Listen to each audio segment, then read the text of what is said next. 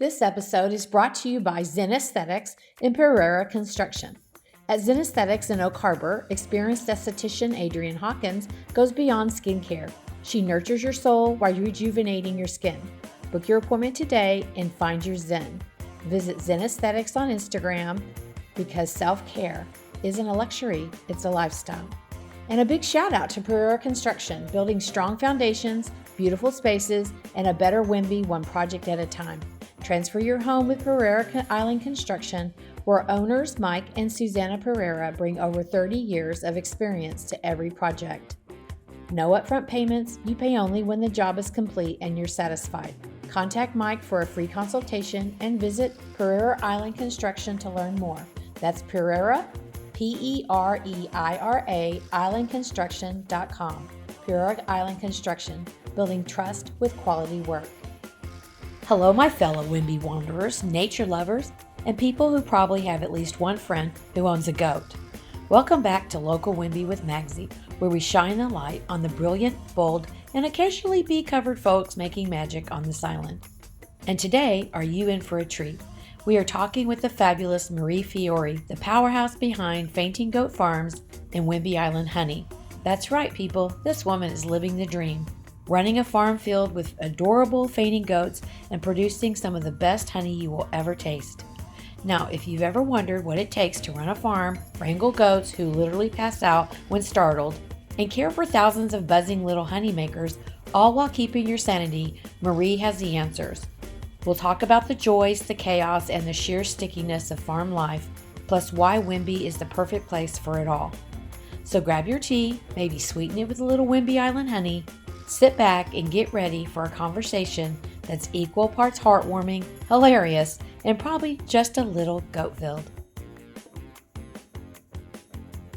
Hey Marie, it's so nice to be here. Fainting Goat Farms. I always wondered where this was. It's a beautiful location. Thank you so much. So one of the things that I like to ask everyone is, did I nail it on the introduction or I really liked it. It's nice to not have to write my own intro because, no one likes to do that. Well, not only that, but aren't in the biz that we're in. So public information officer for King County. So yeah. Well, good. I'm glad you liked it. So let's just head up on this first question, the big question. How did you get to Whidbey Island? Oh, well, we bought a weekend house maybe 12 years ago, and I just fell in love with the island. All parts of the island, all the people, all the businesses, all the farms, all my neighbors, just loved it. There's just too much charm. Right. It's a good thing it's a big island to hold all the charm. All the charm. Yeah. We're busting at the seams with charm. So you recently, how long have you had Fainting Goat Farms? 3 years? 5 years. 5 years. This will now be 5 years. But you had another place over in Coupeville. Coupeville. Okay. Yes. So I made all of my first Whidbey friends in Coupeville and Greenbank, and always said, I want to live here. I want to live here full time. I want to retire here. I want to own a business here. I want to be a part of this community.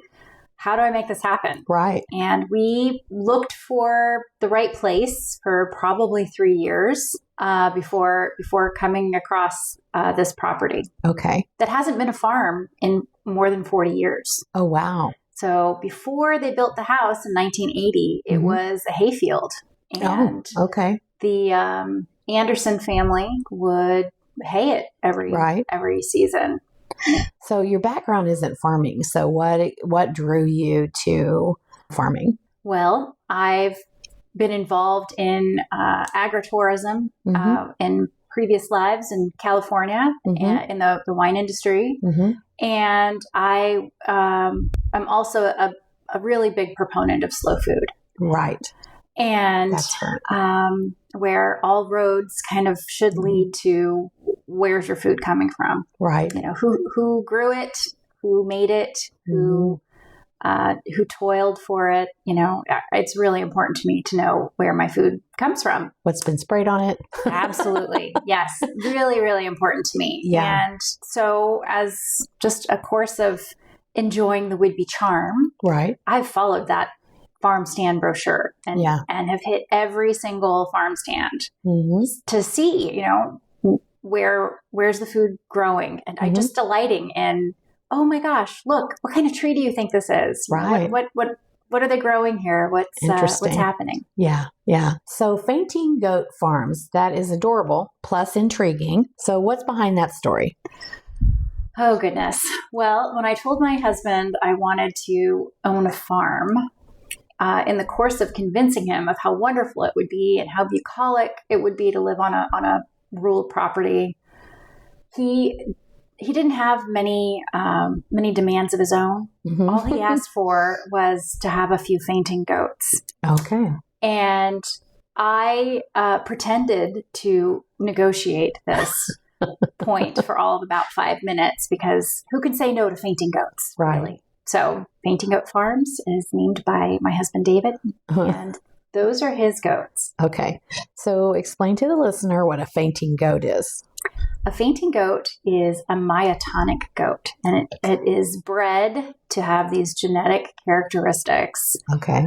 That when a goat gets either really excited or scared, it's this kind of adrenaline rush that causes them to kind of freeze up. And sometimes they fall over, so they look like they're fainting. It's almost like an anxiety disorder. A little bit, yes. Yeah. Brings stage fright to like a whole other level. Yeah. So they fall down for like seconds, literally seconds, and then they get back up and they're totally fine.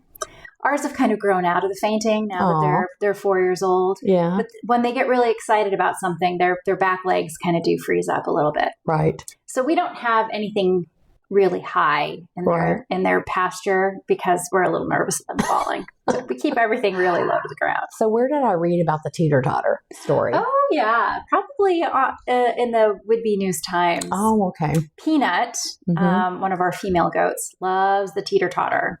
Right. And we have cameras recording them sometimes. And 2 a.m., Peanut's on her teeter-totter because she's ready for a peanut. She wants a treat. Right. So that's Peanut Butter and Jelly. Yes. Is the name of your cute little goats. And I've been out there to see them, listener, and fed them peanuts. And they are really cute, I have to say, for sure. I'm not a big animal person, but I would have to say I didn't have any problem. They are cute. Okay, so let's go back. You had mentioned just a second ago about the slow food movement. Let me say that correctly.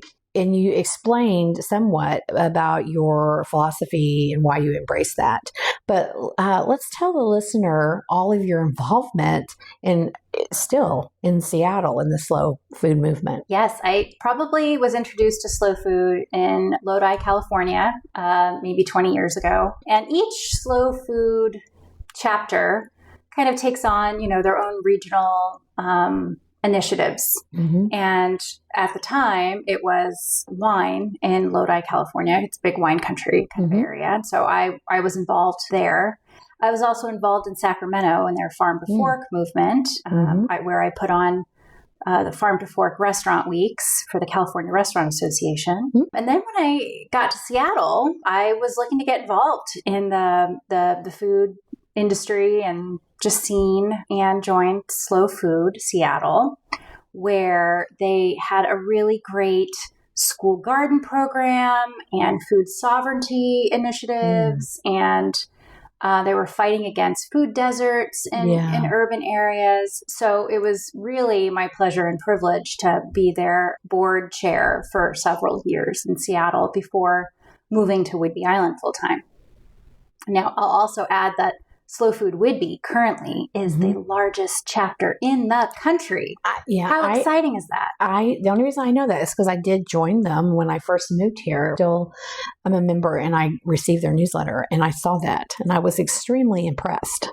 It just speaks to the amazing food culture and community we have on Whidbey Island. Yeah, that's one of the things, one of the reasons why I'm doing the podcast is because you just would know these stories behind why people do what they do without that. And to know that Whidbey Island is the largest, wow. Isn't that amazing? Yes. We're talking bigger than New York. Yes. LA. It's fantastic. And it's really, it just kind of reinforces my initial kind of gut feeling about Whidbey and the farming community and the food community and the wonderful restaurants and food purveyors and producers we have here on the island. So with that being said, how do that you incorporate that into what you're building here at Fainting Goat Farms? And feel free to tell everybody what you're doing here, because this is going to be amazing. Oh, thank you. So Slow Food was started in Italy when a McDonald's was going to come into their town. And it was kind of a protest to how fast food would be a detriment to their culture. Mm-hmm. And so Slow Food is the anti-fast food, where it's important for just family and community and friends and cultural reasons to preserve the, let's sit down like we're doing now, sit down and eat a meal together and kind of share that convivial experience and community. And so that's really why I wanted to be a part of the farm and food community on Whidbey Island. It's really important to me to participate in this way. And when we opened our farm stand a few years ago, the only people I ever expected to come to our farm stand are our neighbors. Yeah. And that's how I met all of our neighbors in our neighborhood here in Langley. And it's been lovely to talk to people and introduce them to the chickens, where they're getting their eggs coming from. Out of COVID. Yes, exactly. Yeah. And so we have Whidbey Island Honey and Fainting Goat Farms. They're both on the same property. We own both companies. And we have laying hens and broiler chickens and anywhere between 20 and 60 beehives during the season. We have flower gardens, vegetable gardens, fruit trees, nut trees, and we're creating pollinator and wildlife habitats here. Yeah. So that's what we've got going on. So are there any unique challenges or advantages to growing and producing food here? There are unique challenges to growing food in a maritime environment. I'm not a farmer, and I will tell you that probably my greatest strengths is that I know how to hire the right person to do the right job. So we have engaged our neighbors and our friends and our families and our colleagues to help us however they can and are willing. And we're in kind of learning mode. Okay. So I will say that it's great to have a lot of water, and it's also hard to have a lot of rain. So it can go both ways. Yeah. Yeah. How would you rate the rain this season, though? It hasn't rained that much, has it? Or are you just looking for rain during the summer? Well, rain during the summer is always a challenge. We are getting less and less. I didn't expect the weather to ever reach 100 degrees moving to Washington. And sure enough, the first year I moved here almost a decade ago, it was 100 degrees. Yeah. And we've had heat domes and entire months without precipitation at all. Yeah. So learning irrigation but I will tell you, I'm coming from California, where when we left, we were in year 5 of a drought. Yeah. And we would take a shower with a bucket or several buckets in the shower. And every single drop of water is precious. Yeah. And that's what I would water my gardens with. Wow. And so I think I've brought that mindset with me, that every drop is precious and we're really careful about how much water we're using. We've installed multiple flow meters on our irrigation lines here and our well on the farm. And we have drip irrigation. We're very careful about water. We are not going to take it for granted.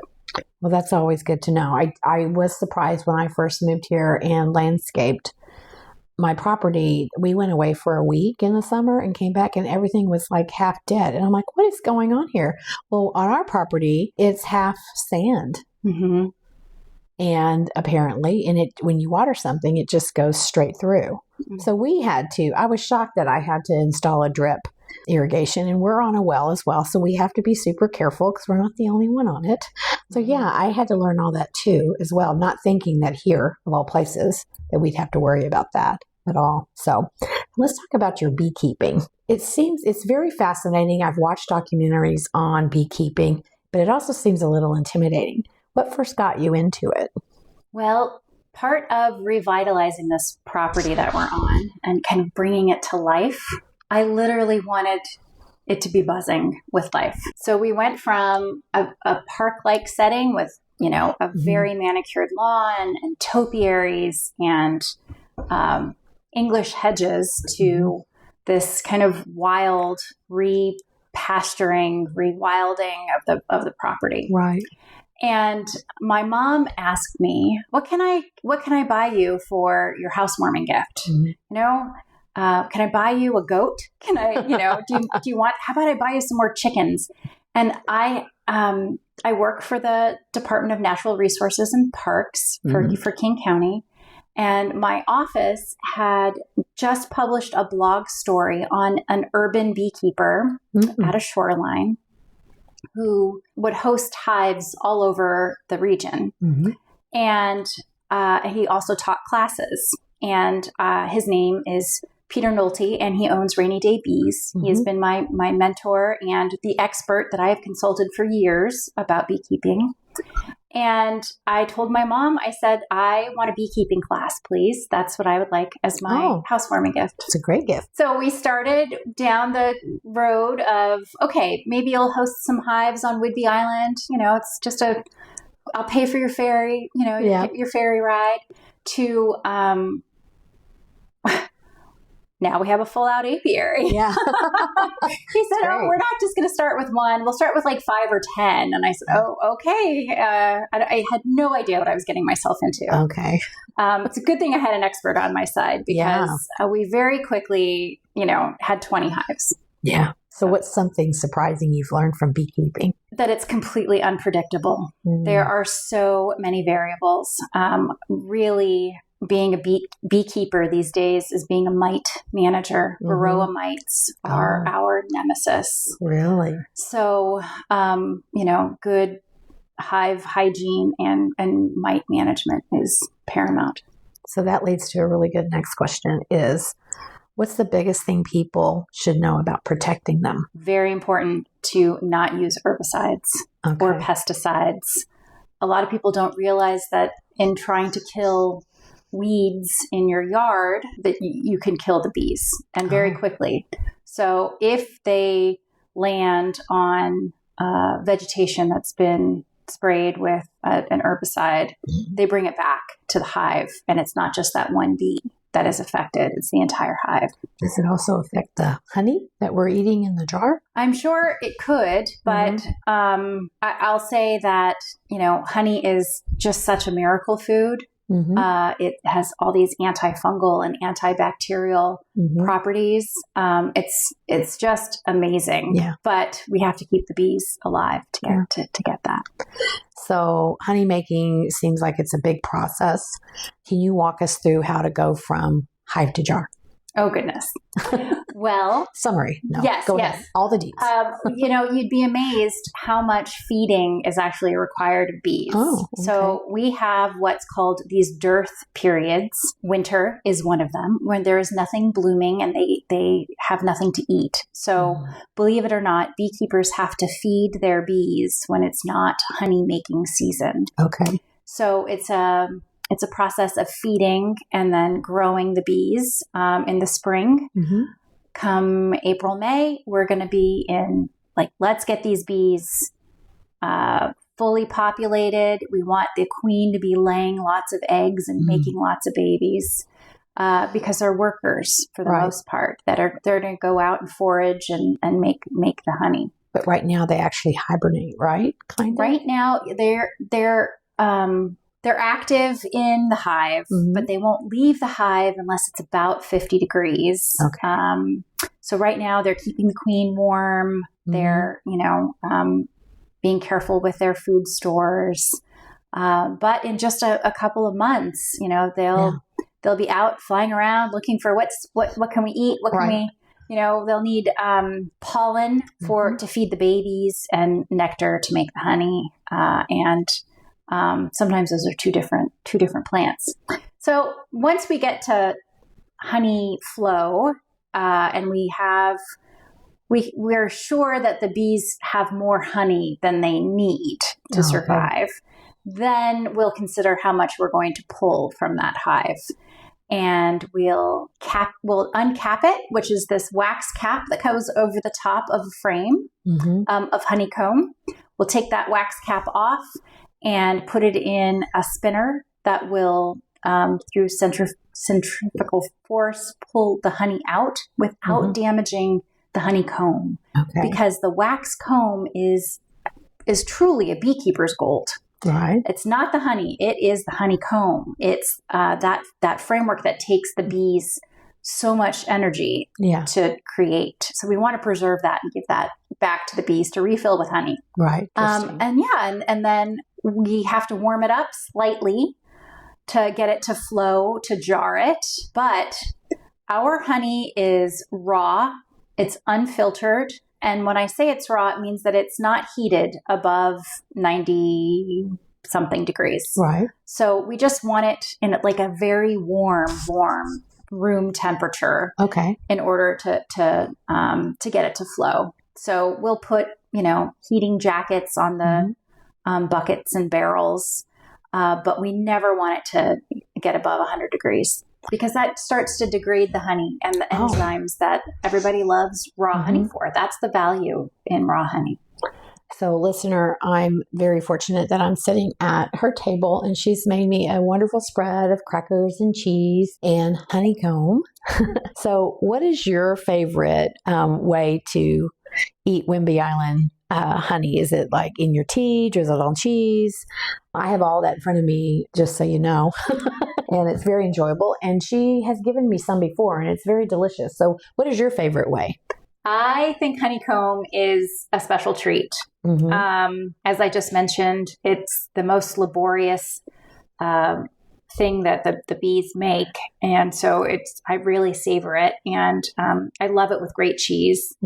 And just to eat it in its rawest form. I mean, there's not just the enzymes that I mentioned in honeycomb, but there's also little bits of pollen and propolis. Oh. So pretty much it's in its most natural state. It's delicious. I love it. That's my favorite part. But yes, I use honey as a sugar substitute. It has a lower glycemic index than sugar. So if you have any health issues or, want to be careful with how much sugar you're giving your kids, honey is fantastic. Yeah. We put it in our oatmeal. We put it on toast. We put it on everything, in our tea, coffee. It really does give a lovely layer of complexity in your coffee. I haven't tried that. I think that I will. Yes. So one of the things about Fainting Goat Farms is that you host events here. We do. I'm an event person. So what are some of your favorites and what can people expect when they visit Fainting Goat Farms? Well, another regional delight seasonally is dahlia season. I mean, we all love the dahlias around here. And if you've lived in other parts of the country, they can't be grown as easily as they are here. So I really embrace dahlia season and celebrate it every year. And so in the fall, when they are in season, we have a big class or two of flower arranging, and we bring in other experts to help teach the classes.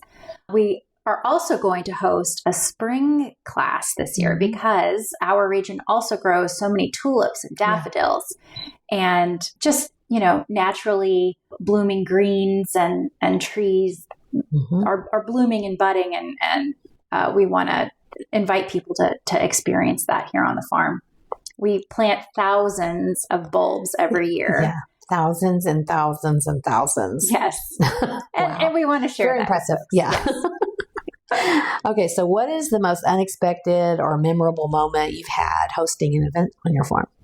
Oh, goodness. Well, we had a guest last year who I don't even think she named the farm. She just took some video of being here on the farm and put it on her social media. Right. And she got 50,000 likes. Wow. Plus. That's I just awesome. was absolutely shocked. Yeah. And because of it, I was contacted by a group of women in Los Angeles who are coming up in a few weeks to host their bridal shower here because of that TikTok video.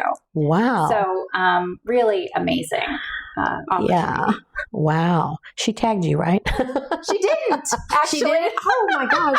That is one of the things that just amazes me. And I won't name anyone, but the other day someone wrote a big article on their Instagram about another business here, and it was fabulous, and they never tagged them. And I was like, so I tagged them in the comments because I was like, oh, come on. Yeah. But that's part of the community here. You know? Yeah. I don't think of it like that, but what they said about it was fantastic. Aww. And so, tag people, please, people, if you're listening and you do social media. Okay, so do you have any exciting events or projects coming up that we should keep an eye out for? You did name the 2 floral arrangement classes. Any other things that you're planning? How about what you're planning but you haven't finished yet that's going to be coming up? We were talking about some things when you were giving me a tour of your farm. Well, we'll have lots of announcements coming up in the coming months and over the course of the year. We're building a lot on the farm. Yes, so you are. We're putting in some infrastructure and more kind of workshop space and hopefully an opportunity to enjoy a farm stay. And we just put up 1,000 square foot greenhouse. So we'll be growing some interesting things that people would like to come and visit and see.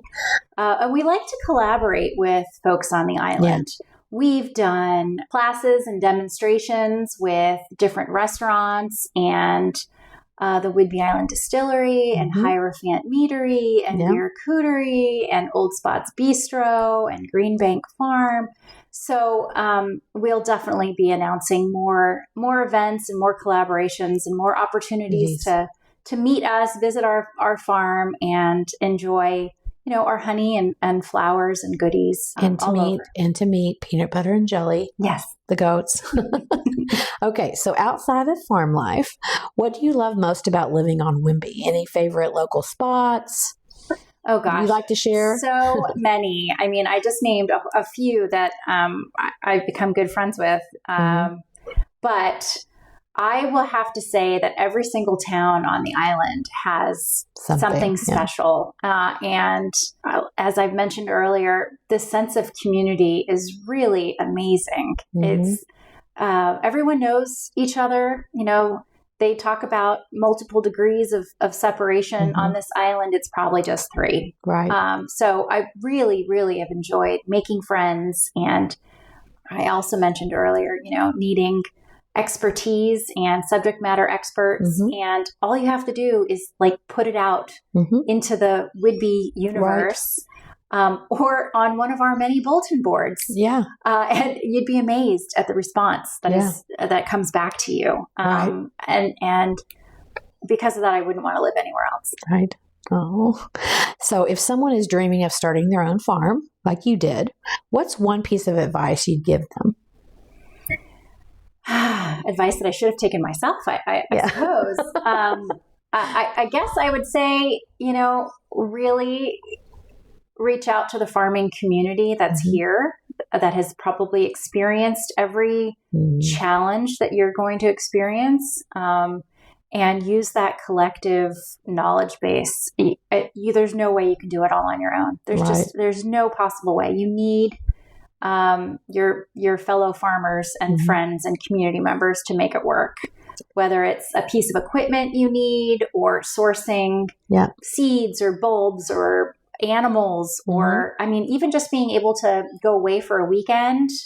I need farm sitters to come and help with the farm. And that wouldn't happen without the help of the community. Yeah. Stephen from Foxtail Farms pretty much said the exact same thing, was that always reach out, because people are always so helpful, but they don't know you need help unless you reach out. That's right. In that way.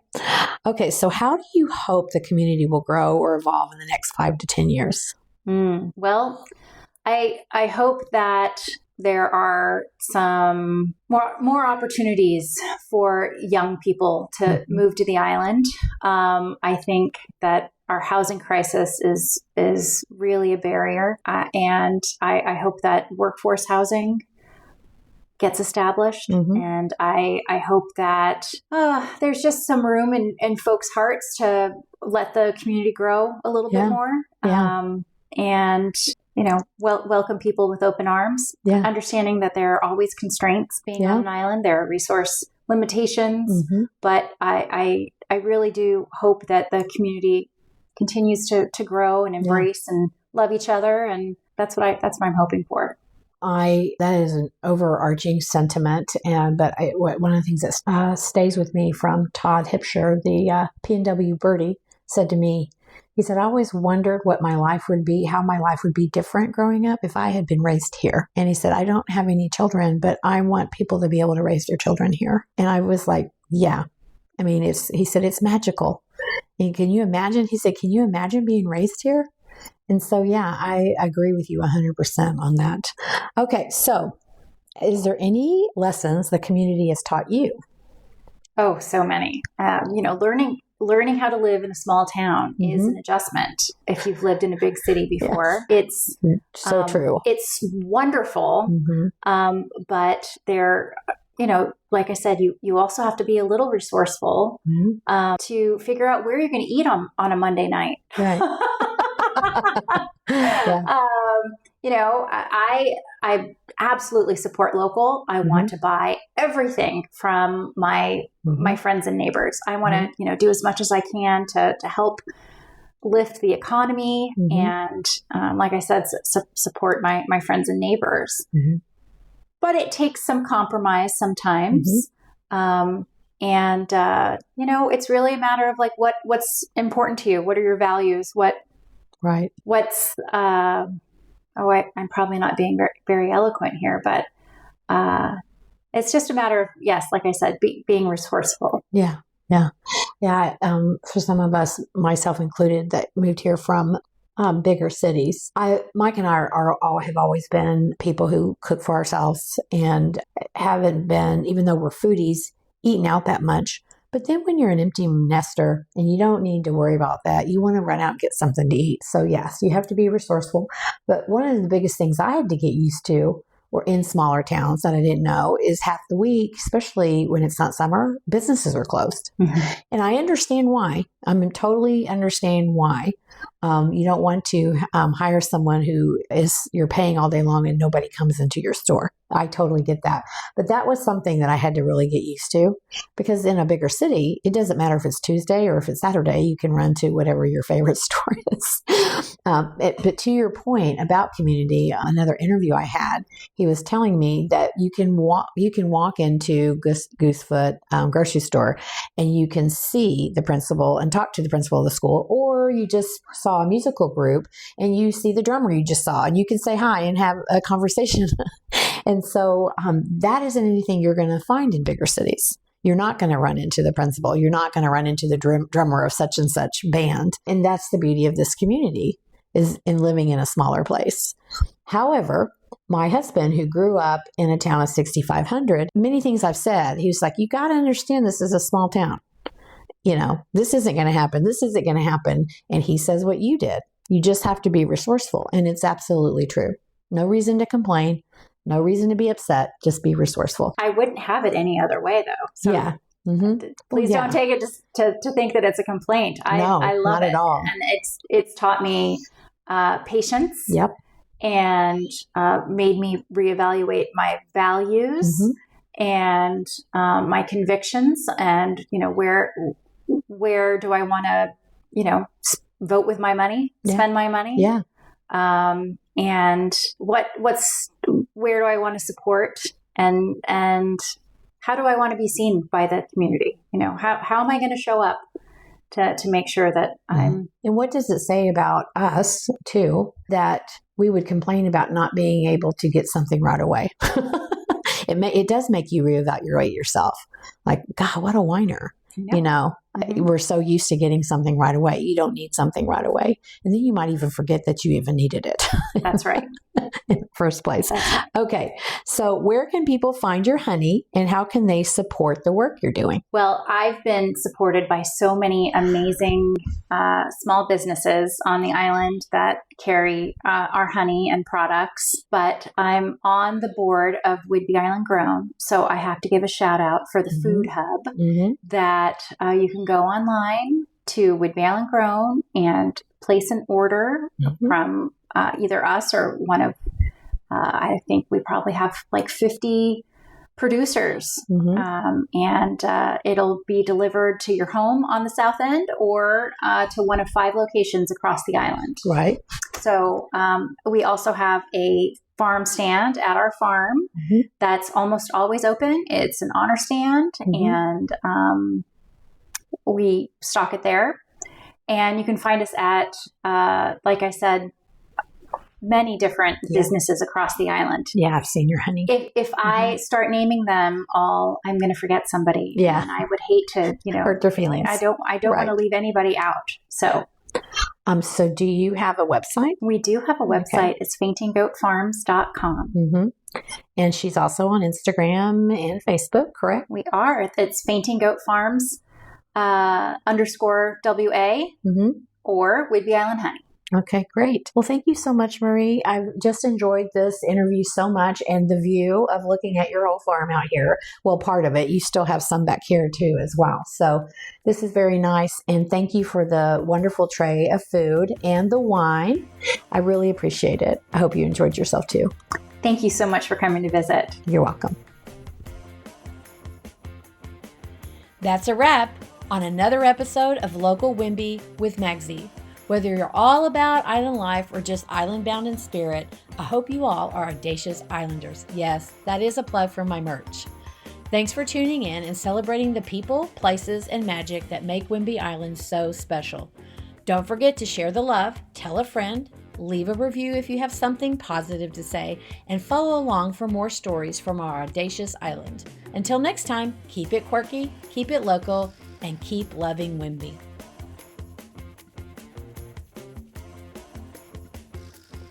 Looking to create a life filled with connection, creativity, and a little bit of audacious charm? At withmagsy.com, we bring people together in all the best ways. Join the Supper Club, where food, laughter, and great company make every gathering unforgettable. Tune in to the Local Whidbey with Magsy podcast, celebrating the small businesses and bold dreamers that make up audacious islanders and shape Whidbey Island. Transform your home with Spaces, a personalized interior styling service that reflects your style and brings your space to life. Ready to gather, be inspired, and make your space truly yours? Visit withmagsy.com today.